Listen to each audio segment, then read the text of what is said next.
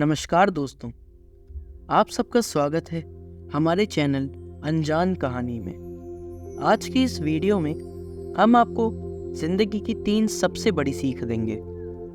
ये सीख गौतम बुद्ध की कहानियों से प्रेरित है। हम चाहेंगे कि आप अपने भीतर से सब परेशानियों को हटाकर अपना संपूर्ण ध्यान इन कहानियों पर दें। पहली सीख है कर्मों का फल।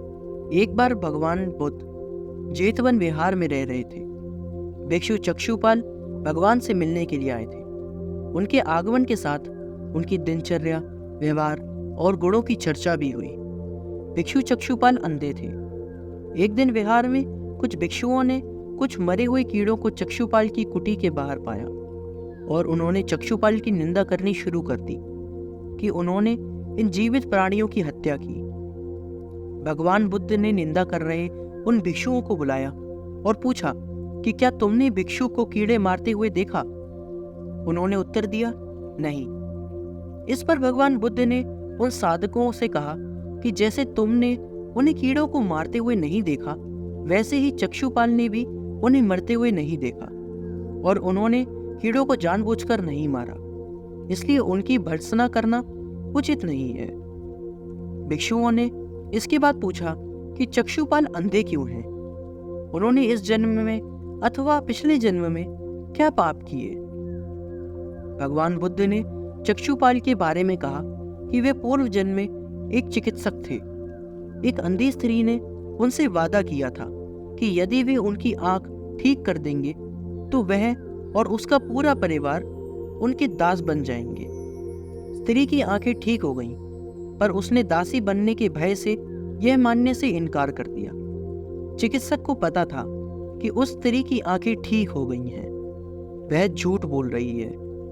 उसे सबक सिखाने के लिए अथवा बदला लेने के लिए चक्षुपाल ने दूसरी दवा दी। उस दवा से महिला फिर से अंधी हो गई। वह कितना ही रोई पीटी, लेकिन चक्षुपाल जरा भी नहीं पसीजा। इस पाप के फलस्वरूप अगले जन्म में चिकित्सक को अंधा बनना पड़ा। देखा आपने, ये होता है कर्मों का फल। दूसरी सीख है परिश्रम और धैर्य का मेल। एक बार भगवान बुद्ध अपने अनुयायियों के साथ किसी गांव में उपदेश देने जा रहे थे। उस गांव से पूर्व ही मार्ग में उन लोगों को जगह जगह बहुत सारे गड्ढे खुदे हुए मिले। बुद्ध के एक शिष्य ने उन गड्ढों को देखकर जिज्ञासा प्रकट की, आखिर इस तरह गड्ढे का खुदे होने का तात्पर्य क्या है? बुद्ध बोले, पानी की तलाश में किसी व्यक्ति ने इतने गड्ढे खोदे हैं। यदि एक धैर्यपूर्वक एक ही स्थान पर गड्ढा खोदता तो उसे पानी अवश्य मिल जाता, पर वह थोड़ी देर गड्ढा खोदता और पानी न मिलने पर दूसरा गड्ढा खोदना शुरू कर देता। व्यक्ति को परिश्रम करने के साथ धैर्य भी रखना चाहिए। तीसरी सीख है दान की महिमा। भगवान बुद्ध का जब पाटलिपुत्र में शुभ आगमन हुआ तो हर व्यक्ति अपनी अपनी सांपत्तिक स्थिति के अनुसार उन्हें उपहार देने की योजना बनाने लगा। राजा बिम्बिसार ने भी कीमती हीरे, मोती और रत्न उन्हें पेश किए। बुद्धदेव ने सबको एक हाथ से सहज स्वीकार किया। इसके बाद मंत्रियों, सेठों, साहूकारों ने अपने अपने उपहार उन्हें अर्पित किए और बुद्धदेव ने उन सबको एक हाथ से स्वीकार कर लिया। इतने में एक बुढ़िया लाठी टेकते वहां आई। बुद्धदेव को प्रणाम कर वह बोली, भगवान, जिस समय आपके आने का समाचार मुझे मिला उस समय मैं यह अनार खा रही थी। मेरे पास कोई दूसरी चीज न होने के कारण मैं इस अधखाए फल को ही ले आई हूं। यदि आप मेरी इस तुच्छ भेंट स्वीकार करें तो मैं अहोभाग्य समझूंगी। भगवान बुद्ध ने दोनों हाथ सामने कर वह फल ग्रहण किया। राजा बिम्बिसार ने जब यह देखा तो उन्होंने बुद्धदेव से कहा, भगवान क्षमा करें, एक प्रश्न पूछना चाहता हूं। हम सब ने आपको कीमती और बड़े बड़े उपहार दिए जिन्हें आपने एक हाथ से ग्रहण किया, लेकिन इस बुढ़िया द्वारा दिए गए छोटे एवं झूठे फल को आपने दोनों हाथों से ग्रहण किया। ऐसा क्यों?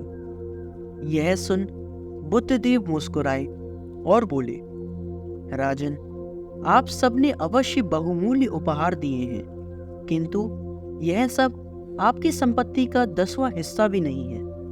आपने यह दान दीनों और गरीबों की भलाई के लिए नहीं किया है, इसलिए आपका यह दान सात्विक दान की श्रेणी में नहीं आ सकता। इसके विपरीत इस बुढ़िया ने अपने मुंह का कौर ही मुझे दे डाला है। भले ही यह बुढ़िया निर्धन है, लेकिन इसे संपत्ति की कोई लालसा नहीं है। यही कारण है कि इसका दान मैंने खुले हृदय से दोनों हाथों से स्वीकार किया। ये होती है दान की असली और सच्ची महिमा। मुझे उम्मीद है कि आप इन 3 सीखों को अवश्य अपने जीवन में इस्तेमाल करेंगे।